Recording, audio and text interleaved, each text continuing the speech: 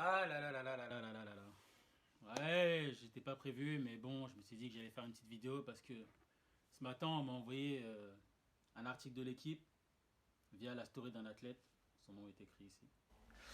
Et en fait, là, ça concerne le dopage, tout ça, etc.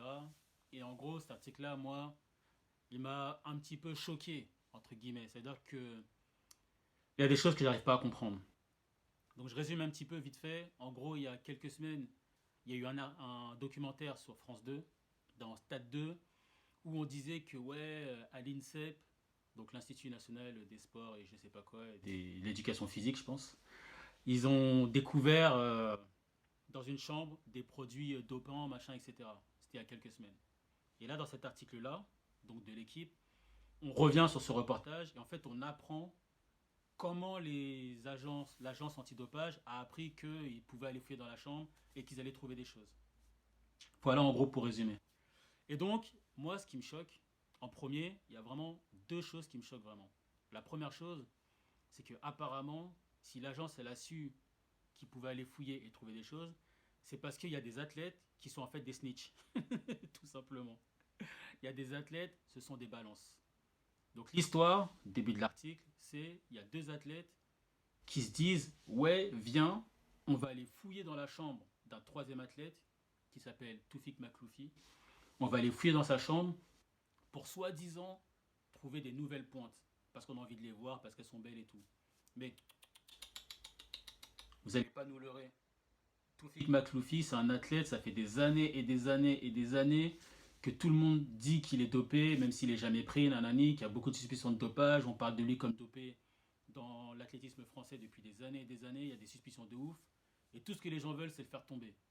Donc moi, vous n'allez pas me faire croire que vous allez fouiller dans la chambre de quelqu'un pour voir des pointes, alors qu'il vous suffit juste de lui demander si vous pouvez rentrer dans sa chambre, il va vous dire oui, c'est vraiment ça.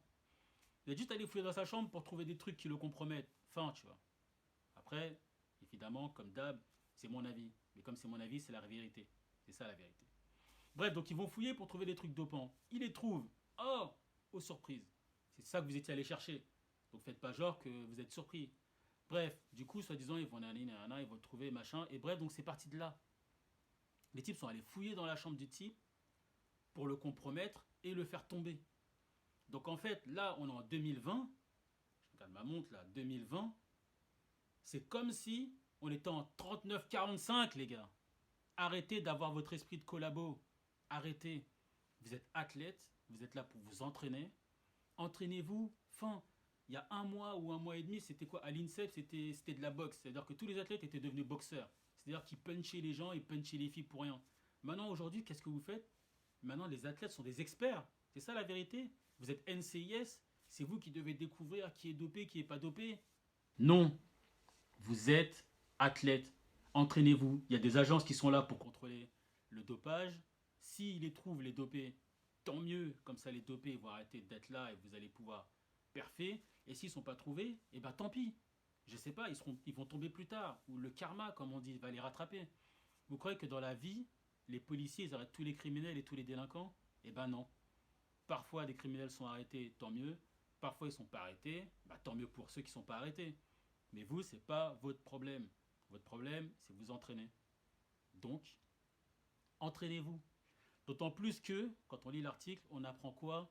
Que ouais, de toute façon, les produits qui sont utilisés, qu'on a trouvés, c'est pas des produits dopants. Donc tout ça pourquoi? Pour rien. Deuxième chose qui me choque dans l'article, c'est que, apparemment, juste après, ils ont appelé leur coach, un coach de l'INSEP.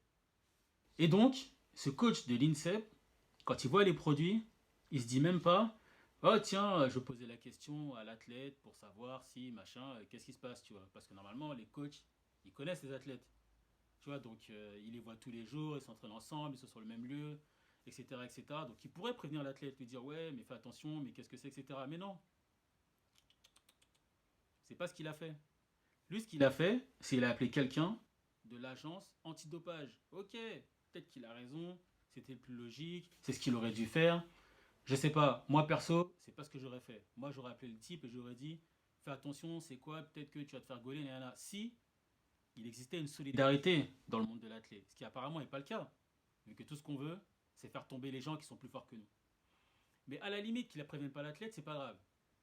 Par contre, normalement, quand il y a une solidarité de corporation, quand on fait le même métier que quelqu'un d'autre, c'est-à-dire, tu appelles ton collègue entraîneur, ça veut dire le coach de l'athlète qui est concerné, pour le dire, hé, tu sais, tous les deux, on est des coachs fédéraux, on travaille pour la Fédération française d'athlétisme, fais attention parce qu'on vient de trouver ça dans le sac de ton athlète. Donc, est-ce que tu peux lui parler? Est-ce que toi, tu peux voir parce que tu es proche de lui, machin, etc. Enfin, essaie d'arranger ça parce que c'est bizarre. Mes athlètes viennent de trouver un truc. Et voilà, ça sera pas bien pour l'athlète si on apprend qu'à l'INSEP, il y a du dopage, machin. Il n'a même pas prévenu son collègue. Il a même pas prévenu son collègue. C'est comme si moi, en tant que prof, il y a un élève, il vient me voir, il me dit ouais, nanana, monsieur machin m'a fait ci, ça, etc., etc. Et que moi, direct, j'appelle la police.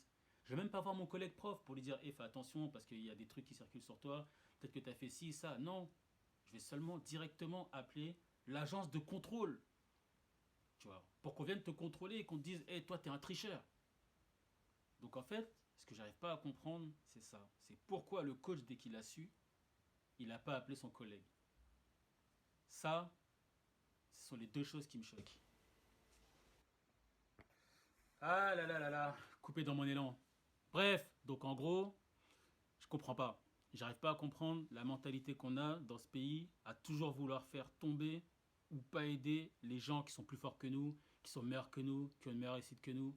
C'est un bail sombre au lieu de vous concentrer que sur vous. Et en plus, je pense à une dernière chose. Parce que quand t'es une vraie balance, quand t'es une balance tout court, ce que sont les gens là, pour moi, c'est que tu le dis pas.